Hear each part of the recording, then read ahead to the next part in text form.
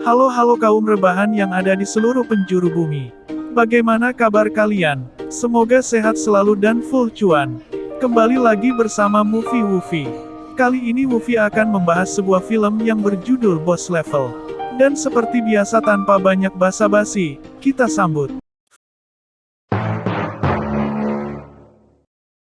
Film diawali dengan sepasang kekasih yang habis pesta miras tengah tertidur pulas sampai lupa sholat subuh. Tiba-tiba saja seseorang membawa senjata tajam berniat membunuh pasangan itu. Namun dengan ilmu silat yang dia pelajari sewaktu madrasah, serangan penjahat itu pun dapat ditangkis dengan mudah. Karena lawannya terlalu easy, pria itu sempat-sempatnya ngopi sambil baku hantam.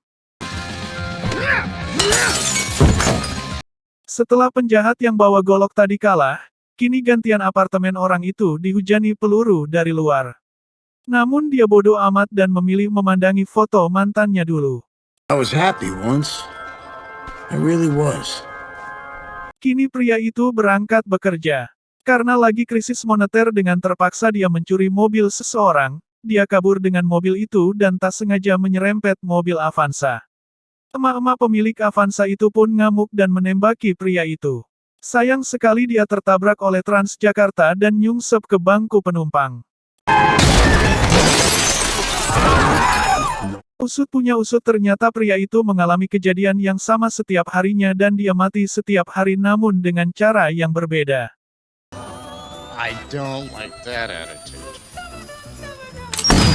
Pria yang bernama asli Roy Pulver itu lama-lama stres dan mencari tahu mengapa dia bisa mengalami hal aneh semacam itu. Dia pun mencoba bertanya dengan ceweknya yang bernama Gemma.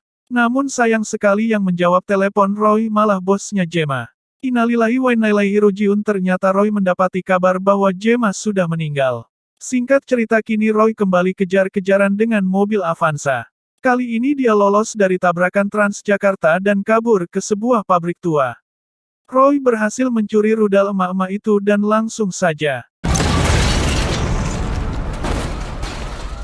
Kini Roy pergi ke sebuah bar untuk membeli 2 botol ciu. Cirrhosis of liver. Dia yang minum dengan sangat banyak tiba-tiba saja diingatkan oleh pria di sampingnya yang bernama Dave untuk tobat dari kebiasaannya itu. All about the shutdown. How can you drink like that? Dan tak lama kemudian seorang cici-cici bernama Dai Feng datang ke bar itu.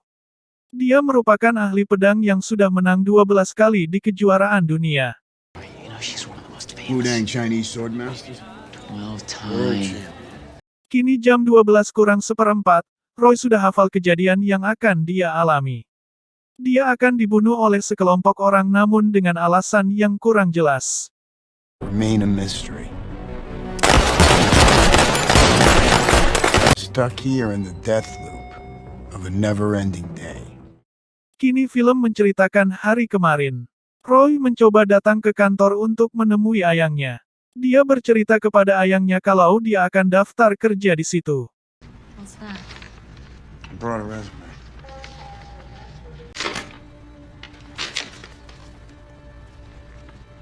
Langsung saja ayangnya itu mengukur badannya untuk nanti dibuatkan baju seragam. Dia juga bertanya berapa gaji di situ dan fasilitas apa saja yang akan dia dapat. Tapi diam-diam bosnya Gemma sedang mantau percakapan mereka melalui CCTV.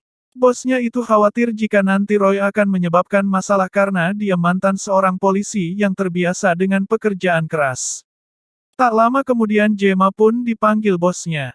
Dia berkata kalau tidak suka jika Gemma membawa tamu dari luar termasuk mantan suaminya. Guess he dropped off a resume. Singkat cerita kini Roy pergi ke sebuah bar bersama seorang cewek. Dia bernama Alice yang merupakan calon dokter gigi. Namun dia kabur dari kelasnya karena membenci struktur gigi. Sungguh aneh cewek ini. Just the texture of them grosses me out. Tak lama kemudian Roy mendapat sebuah telepon. Ternyata itu dari Gemma. Dia mencoba mengatakan sesuatu namun sayang sekali bosnya malah iseng mengganggunya. Di saat genting seperti ini bukannya mencoba menghubungi Gemma lagi kini Roy malah sedang enak-enak sama Alice. Dan setelah kejadian itulah kini hidup Roy selalu berulang setiap harinya. Akhirnya Roy pun tersadar kalau Gemma mengirimnya sebuah paket. Dia pun membukanya, ternyata isi paket itu hanya sebuah buku, namun Roy tak tahu maksud dari pemberian buku itu. Kini Roy pun mencoba memahami buku itu sembari mengulangi kejadian di setiap harinya. What is this? 144 sudah dia selalu mengulangi kejadian yang sama. Akhirnya Roy pergi ke suatu tempat dan mencoba memahami isi buku itu. Namun tiba-tiba saja dia tak sengaja melihat anaknya. Roy pun diam-diam mengikuti anaknya pergi.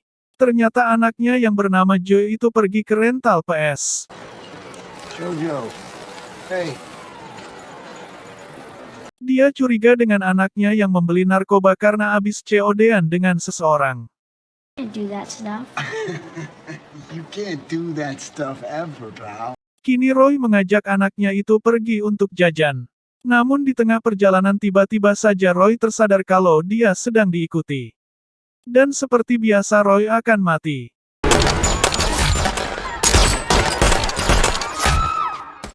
Keesokan harinya Roy mencoba menanyai penjahat yang selalu menyerangnya di pagi hari. Roy bertanya mengapa orang-orang bisa mengetahui keberadaan Roy. Ternyata di dalam tubuh Roy ada sebuah pelacak. Langsung saja Roy mendatangi Dave yang merupakan ahli di bidang lacak-melacak. Dave mengatakan kemungkinan pelacak itu dipasang di gigi Roy. Tanpa banyak cincong Roy langsung mengambil tang untuk mencabut giginya satu persatu. Akhirnya dia mampu menemukan pelacak itu, namun tak lama kemudian seseorang yang sangat mirip dengannya menembak tepat di kepala.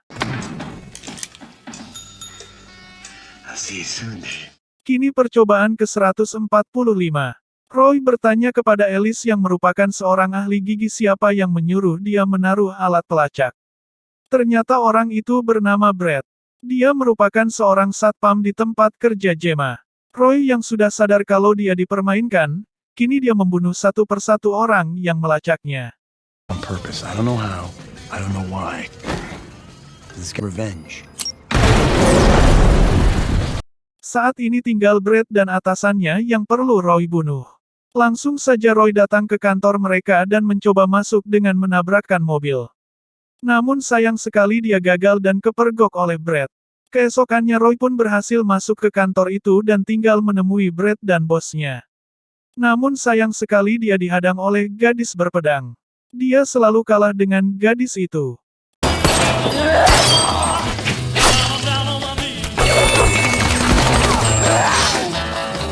Roy yang muak karena selalu kalah kini dia menemui Dai Feng untuk berguru padanya. Roy pun belajar terus cara bela diri hingga ia mampu menguasainya dengan sempurna. The one who wields it that makes it a weapon, Roy.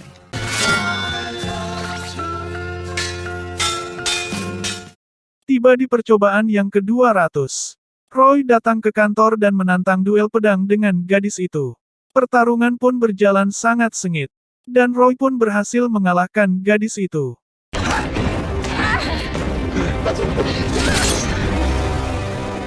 Tapi tak lama kemudian datanglah seorang Brad. Dia mencoba menembaki Roy dan dengan cerdiknya dia berhasil mengalahkan si Brad botak itu. Kini tinggal sang bos licik yang bernama Ventor. Roy pun berhasil mengalahkan Ventor. Namun sebelum dia meninggal dia bercerita bahwa dia berencana membuat proyek yang bernama Spindle. Proyek itu bertujuan untuk menata ulang lagi kehidupan di masa lalu, oleh karena itu Gemma dibunuh karena dia tahu niat licik dari Ventor. Namun sebelum dia mati ternyata Gemma masih sempat untuk melibatkan Roy dalam proyek Spindle agar bisa membunuh Ventor. Tapi ada hal yang tak disadari adalah Ventor sebenarnya mengincar Joy. Come all this way to kill me. Well then who's saving him? Langsung saja Roy tancap gaspol mencari anaknya. Dan sayang sekali Roy terlambat untuk menyelamatkan anaknya itu. How many times have I let him die? Dan kini dia pun tersadar bahwa, yang harus dia lakukan bukanlah membunuh satu persatu orang yang melacaknya, namun dia seharusnya menikmati waktu bersama Joy. Kini Roy datang lagi ke rental PS bersama Joy untuk bermain beberapa game. Di sana mereka berdua benar-benar menikmatinya.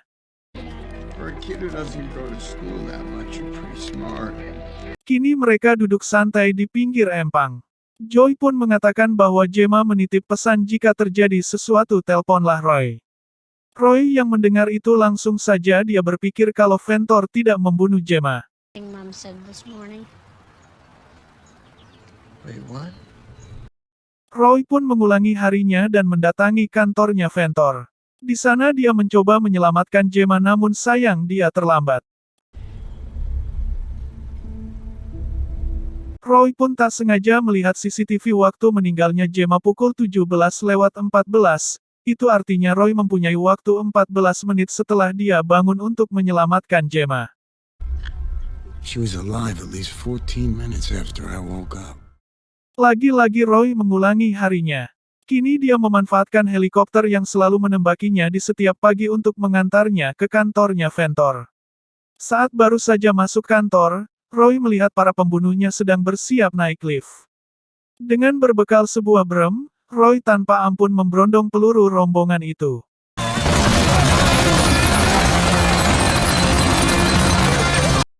Langsung saja dia datang menyelamatkan Gemma dan membunuh Brad serta Ventor licik itu.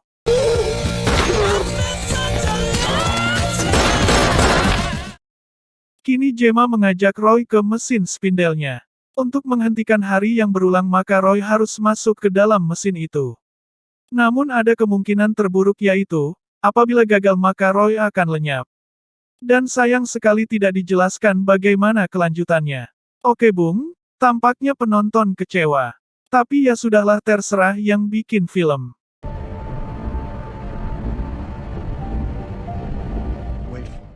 Tamat. Terima kasih yang sudah nonton. Kali ini Wufi mau pamit. Nantikan film-film yang akan Wufi beda alur ceritanya dan jangan lupa juga tonton koleksi dari channel ini yang pasti seru. Sampai ketemu lagi di video selanjutnya. Sekian.